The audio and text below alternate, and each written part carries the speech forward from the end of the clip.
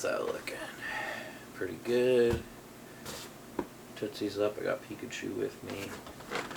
Bum bum bum. Ba ba da da da da da da da da da da da. Okay. Let's do this thing. Yo, yo, yo, I'm sitting here with the remains of Riley.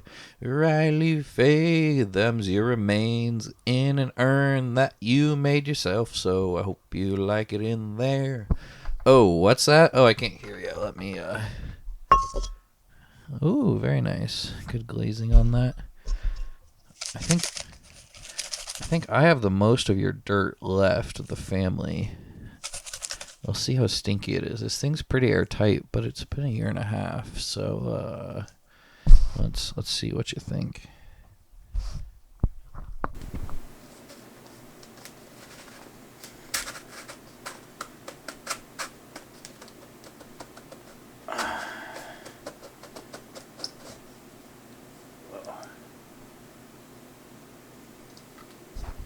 Ooh, yeah, you're still stinky. That's good. I was a little worried you wouldn't be. Let you air out a little bit there. There you go. There you go. Well, I just inhaled you. There's definitely particulate in the air. So, welcome back to my body. I haven't opened you in a while. I still don't have like a specific place for your urn and stuff. But that's fine. I got all the time in the world. What's up? How you doing? Okay, so I guess your communication is going to be a little more ethereal and made up and more of a plot device for this video, where I'm really just going to be talking to myself for like an hour. And you're just gonna, that's just, okay. What's up, everybody? How's it going? I've been talking about Riley a lot, and I haven't spoken directly to them in the podcast form since like a couple days after they died, the Perseid meteor shower.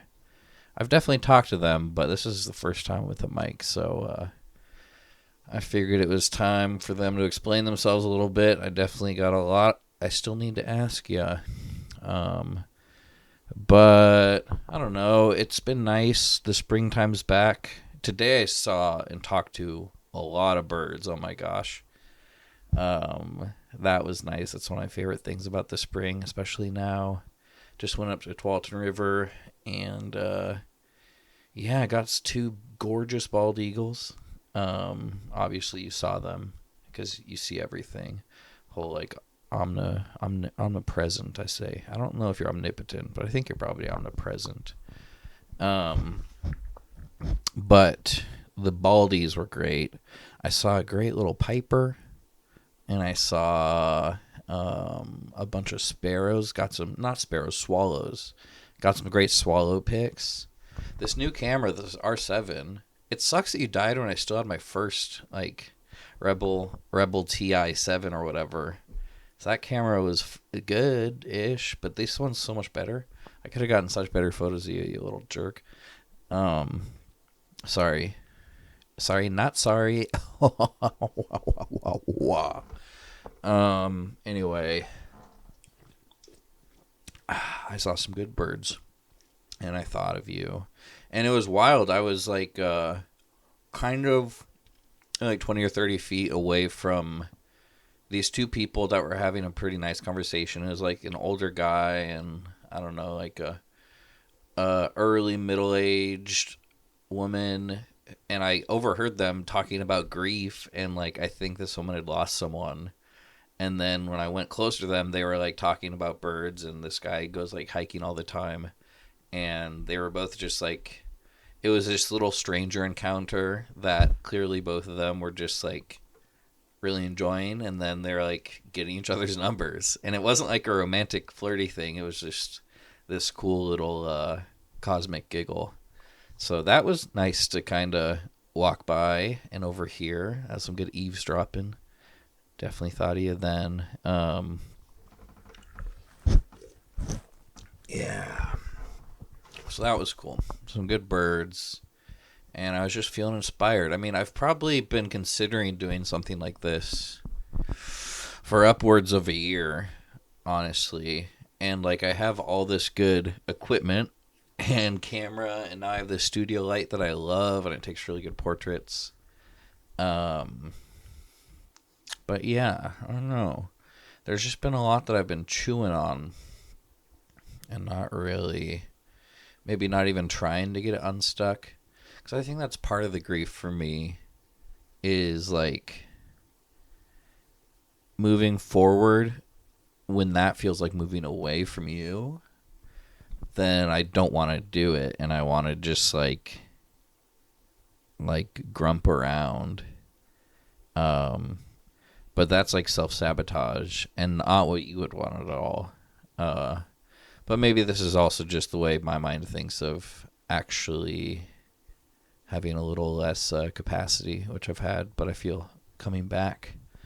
But yeah, I don't want to keep like using you as a reason why I don't want to do something or why I like sit back in fear, or that it'd be something that would theoretically upset you if you were here, because like you're not, and you, even when you were there, you never would want me to like alter what I wanted to do just based on what I assumed how it would make you feel.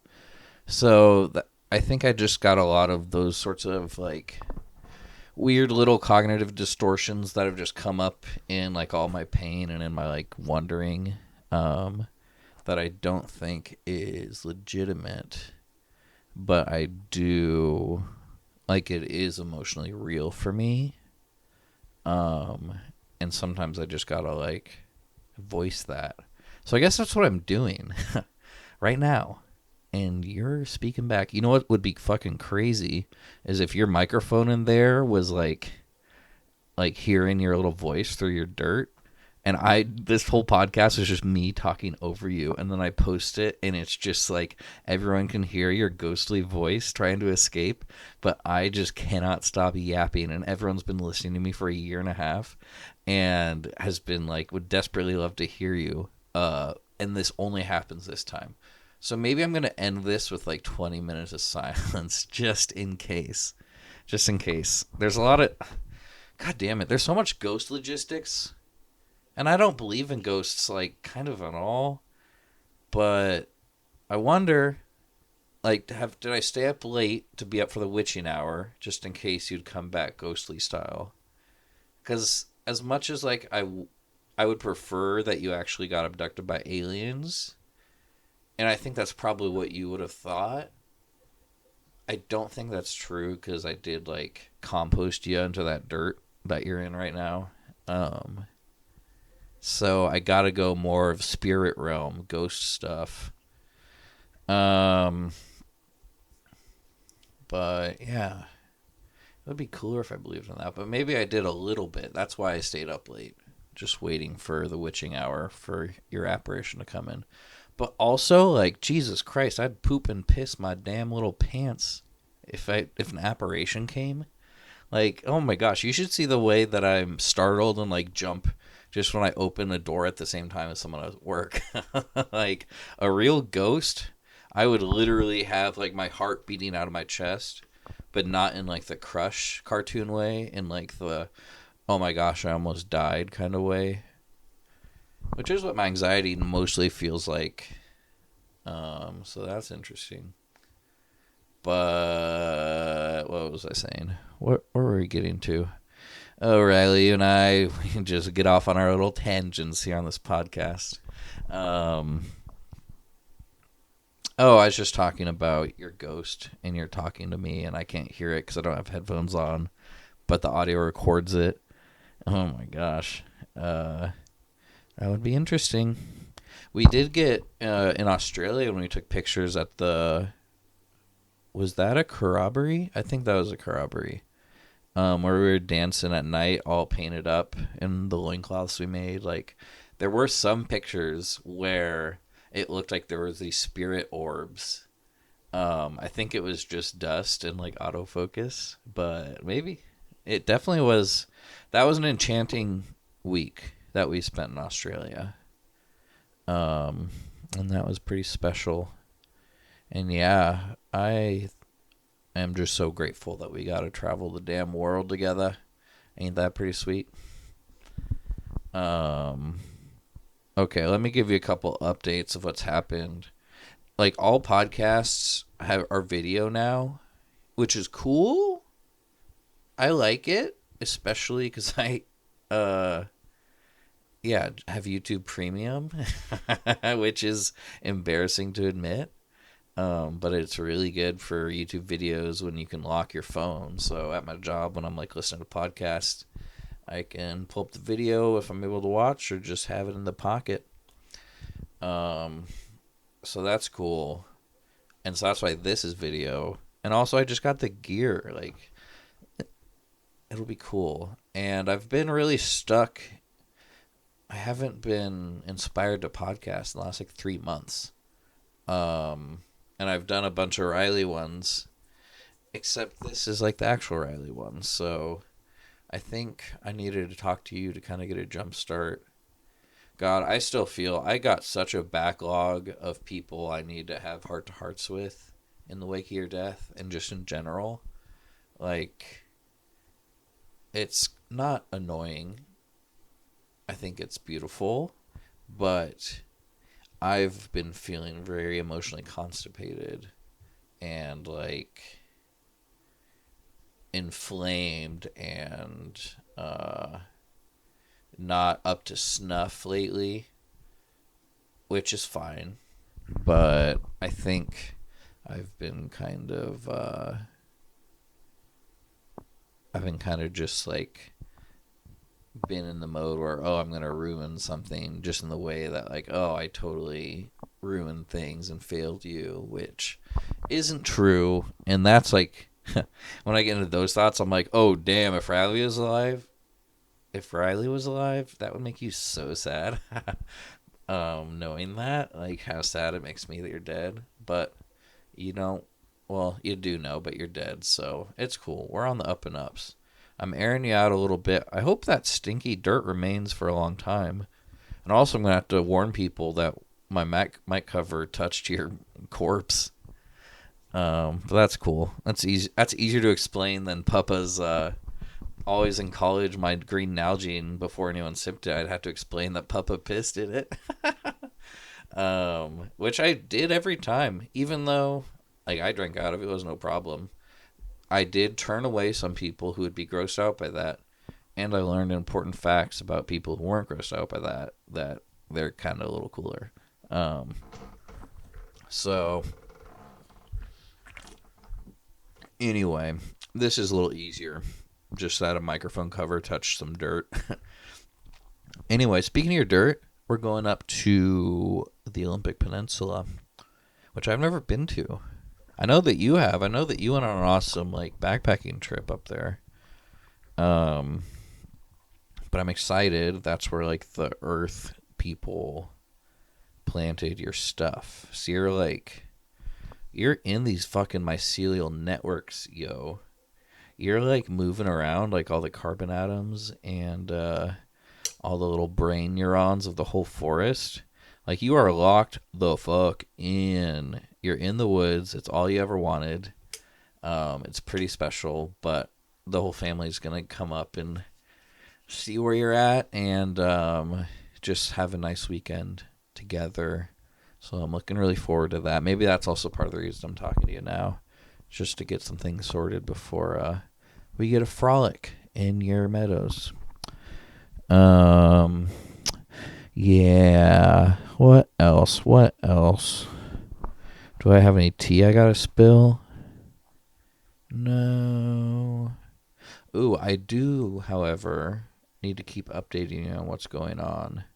Ooh, yeah, Trump won, which you were optimistic wasn't going to happen when we talked probably summer 23. I was way more pessimistic than you, which was kind of an inversion, which was interesting. and made me a little less worried about you. And then you died thereafter. So, oops, got that one a little wrong. But yeah, Trump won. Ooh, you had gotten into like the fluoride conspiracy theory, I think, and were like talking to me about it one summer get together. That was it was hard, and I kind of just listened and didn't like push back against you. Even though that is something I care a lot about, especially with all my fucking cavities from growing up in Portland that didn't have fluoride. And I'm sure that your reasons were like the crunchy kind of new age ones, I think. But newsflash for you, like the RFK thing, like they're literally gonna replicate. They're taking fluoride out of Florida, and probably other spots, and there's just gonna be a lot of like dental harm on people, or also like insurance getting taken away, and man, it's rough. Especially I just got a big hole in my mouth replaced. I got a massive filling because my tooth broke because I had a big cavity, and that like was scary and maybe a little embarrassing. But I was a big boy, put on my big boy pants and my big boy undies, not in that order, reverse that order. I the next day. It was Abbas and Sahej had taken us out to Indian, and it was my second molar, and actually a few days before I did find a hole in the middle, and I could like poke a toothpick in. So I was like, okay, that ain't good. I probably should have got it filled before it fully broke, but it's fine because here's what happened. I broke it on this like chili chicken appetizer. Oh, it was so good. I fucking broke it on this app, and then I just like, ooh, I have tooth shard in my mouth. Because I can't swallow anymore. I have to go to the little bathroom and just like spit out all this chicken and bits of tooth. I think I did swallow the biggest bits, and then just like rinse out my mouth and like poke around like frantically. I was so worried that like I was gonna feel my brain or something, and like it would like expose a nerve, but it turned out there was no pain once I got it cleaned up, and I spit out some chunks of the tooth. So I went back and resumed the dinner. I was fun. I was affable. I was moaning. I was groaning at how good this food was. It was a great time. And we even played some games afterwards. You would love Played Up. It sucks how hard it is. Co-op games make me sad because how much I want to play them with you. There's this one called like Split Fiction or something. That's like a sci-fi fantasy. And I was like, damn, if Riley's still alive and they're still struggling, I would be like wanting to play some games with them and have you over.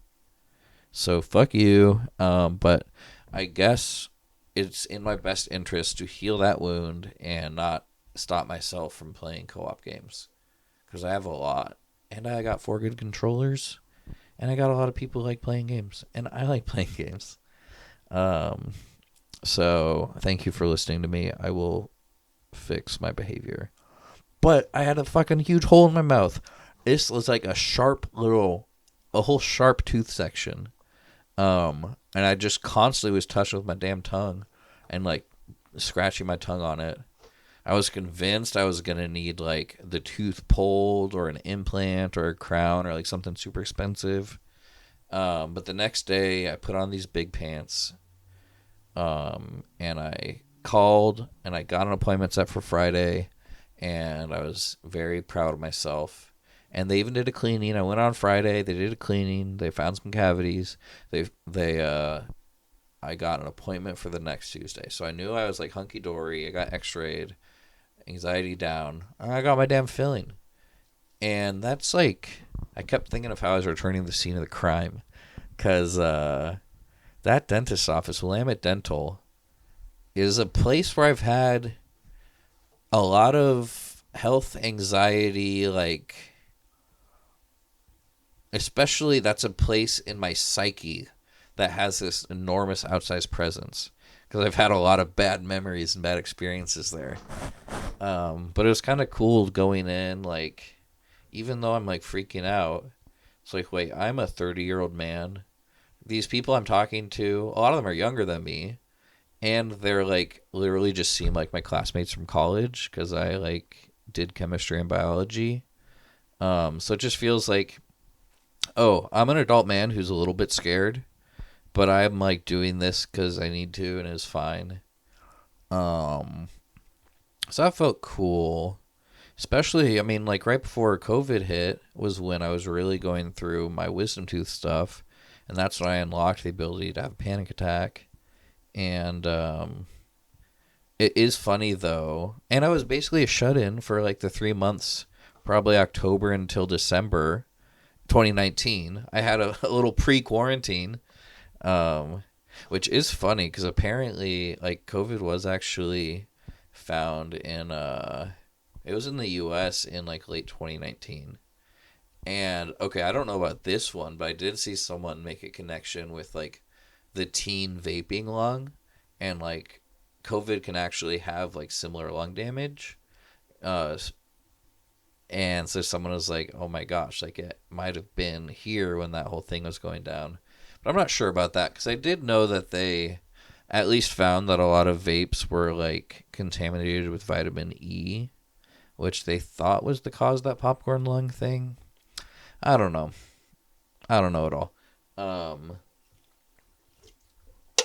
oh, speaking of vaping, though, Schizophrenic Reads, Nathan on Instagram, who I really like, and he was posting on a story today something about, and he's like really knowledgeable. This dude just reads nonfiction books constantly, um, but and he has schizophrenia clearly from his name, and he's a really good advocate, and I like him a lot. I sent you a few videos of him, not to imply that you had schizophrenia, even though I think you were somewhere on that spectrum, and I think you thought that too. But I think you probably enjoyed those videos and didn't take it as like hurtful. Anyway, this dude Nathan said that apparently nicotine has some beneficial mental and physical help for schizophrenia, and I don't know like the details behind that because it was just a one thing post. But I was like, okay, that's what's up, Riley. Like, good on you for smoking ciggies, even though it was like not a thing anyone else in our family really does. And maybe, sure, it was probably an addiction that you were struggling with, but I don't know. I never talked to you about it. I don't think I ever like shamed you for it. But hey, maybe it was helping out with some symptomology you're having. So salute to the cigarettes if they helped you out.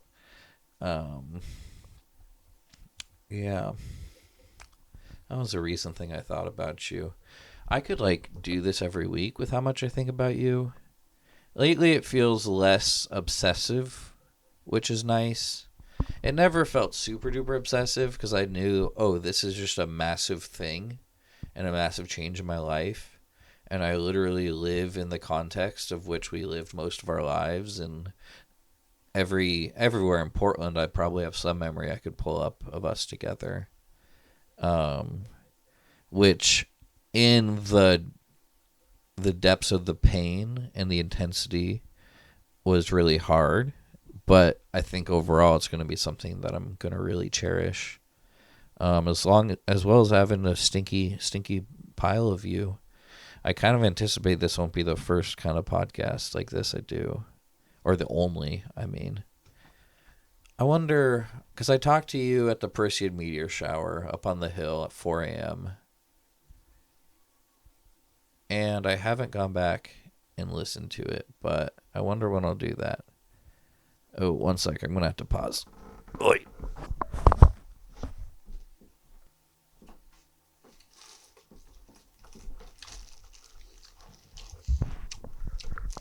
What's up? How'd you get some cured meats? I'd give you some salami, but you don't have a mouth.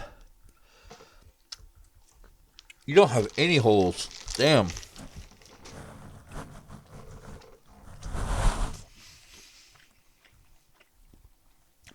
Ooh, I wonder if you are a ghost, what the excrement game is like. Like, is just everything ectoplasm? Probably. That's only ghost, like, fluid or liquid I know. Oh, man. Oh, shit. Oops, I got you all over the place. Okay, well, there's some of you there. Now I'm like, is that you talking to me? But it's actually, you were just on a very precarious thing with a thing dangling from you. But I'll get another little sniff. Yeah, you are stinky. Oh, that's another thing I wanted to talk to you about.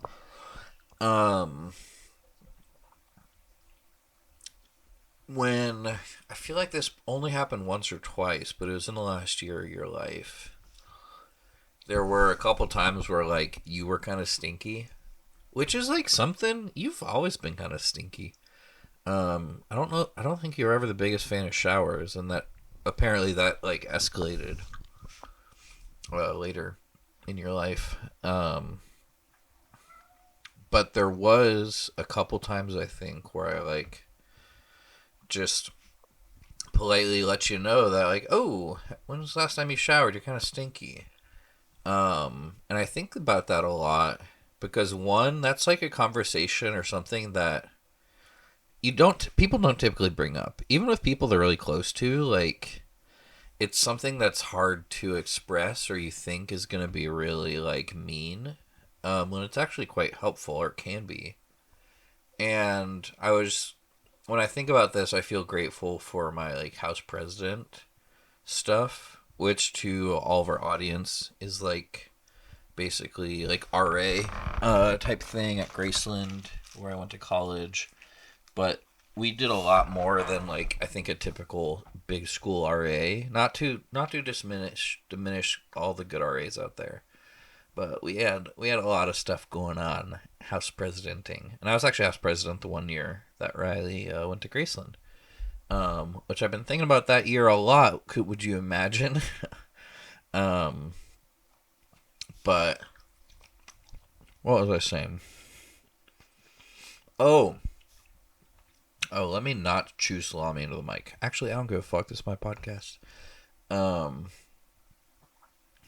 I was in HP, like we got trained in like, yeah, sometimes you're gonna have to deal with a dispute because one roommate is fucking stinky and like does not have like hygiene that is compatible with living with a stranger, and you have to like address that and like learn the best way to talk about that and kind of learn different reasons why someone might not have those skills of not being stinky.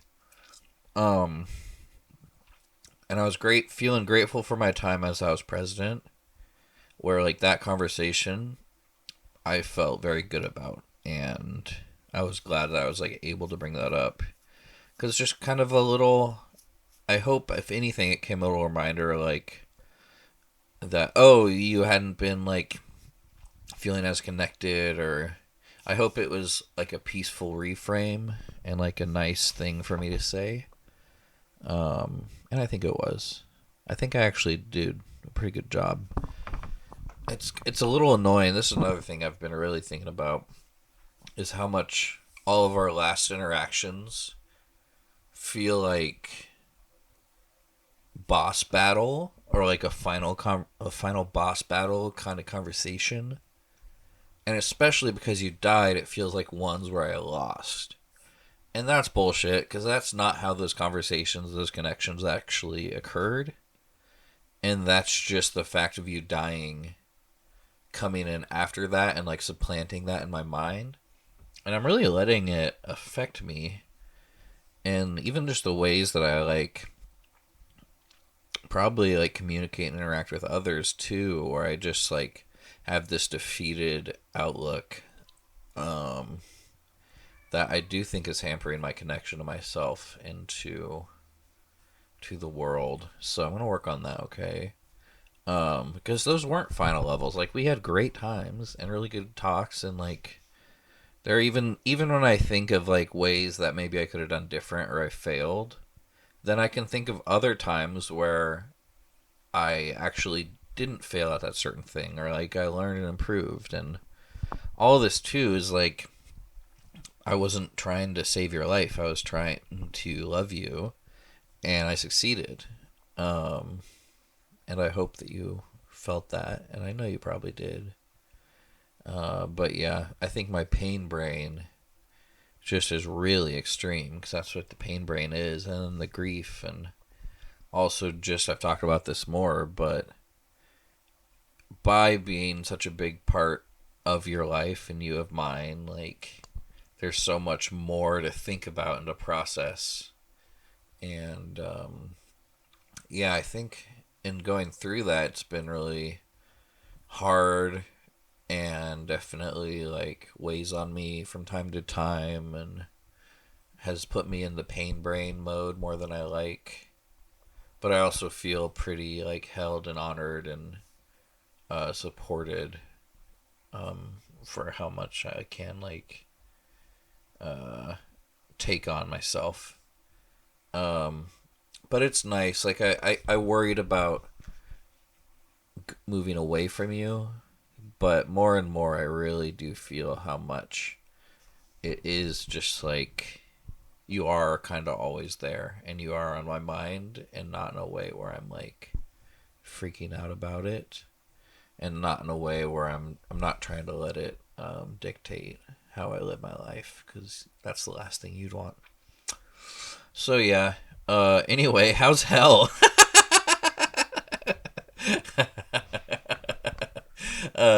Are you what are like? Is it like South Park Devil? Is it Tenacious D Devil? Is it Beelzebub? Um, do tell, do tell. How many succubi are you hanging out with? You've probably unionized hell at this point, and I think that's great. Um, yeah. What else is going on in the world? Yeah, the Trump stuff is really bad. Really, really bad. Um, yeah. Sometimes things are so bad where it's like, chewing directly into the mic. Man, salami's fucking good though, folks. Am I right? Salami, go get you some. Um, what was I saying? Something about how bad everything is. Mm.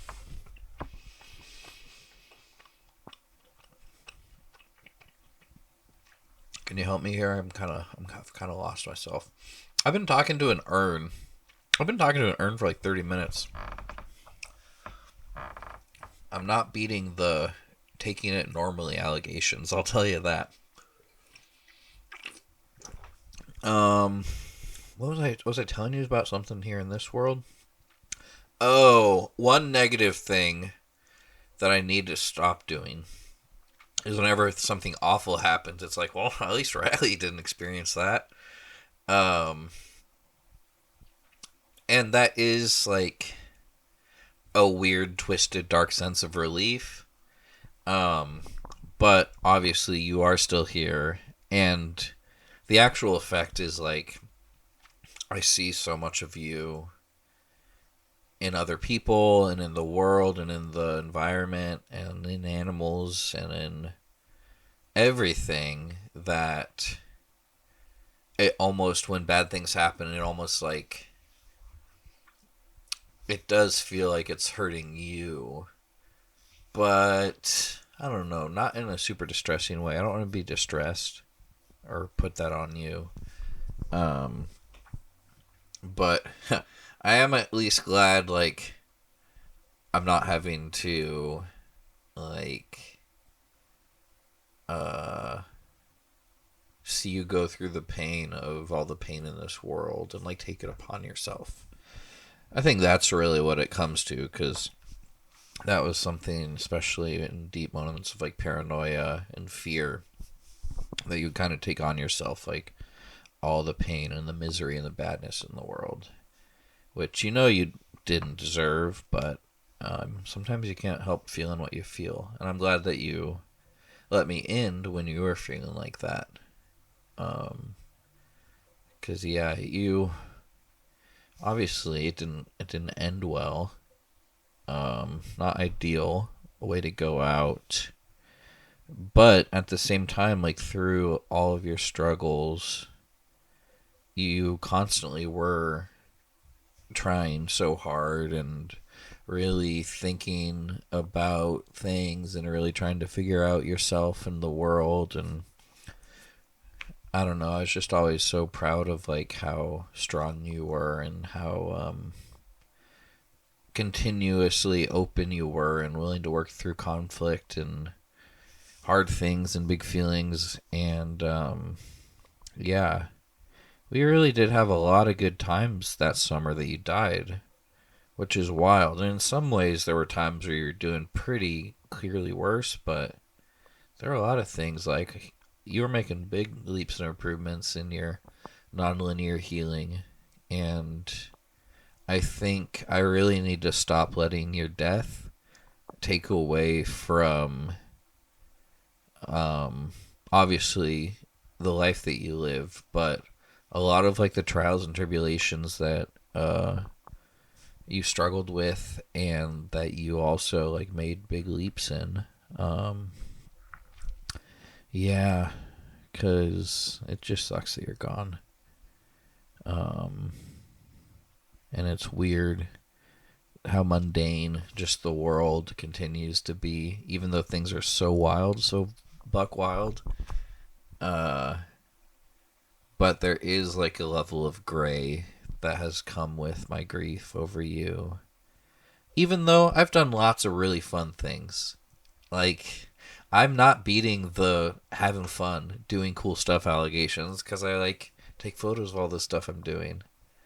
Um, but maybe I think my joy metabolism has just been upset, partially out of like this stubborn brattiness where like, oh, I don't want to enjoy things because Riley's not here to enjoy them. But the truth of the matter, and especially what you would probably believe, is that like you're right along here for the ride. So actually, maybe that makes it more my duty to keep having fun and keep loving and making connections. Because yeah, also obviously not true. I've made new friends since he died, but it's like making new connections feels harder since you've died. Sometimes I'm like, I wish I had a shirt that explains everything in big font. Like sometimes I feel like I need to explain my grief to like just some random person in the grocery store that I interact with for a second. And I am not doing that. But it is interesting. And I think kind of shows like the way that I can get kind of caught in like ruminations over it when in reality my behavior, like I'm not actually acting weird besides the normal level of weird. um and so I don't want to give my grief like this outsized level of influence. Yeah, damn, I'm fucking spitting, dude. I think I'm needing to get back in the podcasting game because yeah, I no longer want to like blame. No, I no longer. I've just been feeling a lot of like weird self esteem stuff.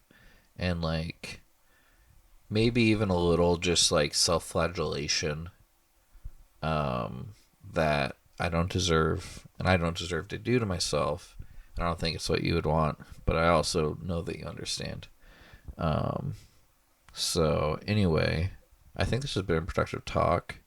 Oh shit, the Blazers are getting sold. I haven't really paid attention to them, but they're getting sold, so that's probably good. Unless they like get sold and they go like to Dubai or something. Um, yeah, I will keep hanging out trying to have fun. We'll see you in the forest on this weekend, okay? I love you, Riley. Toodles.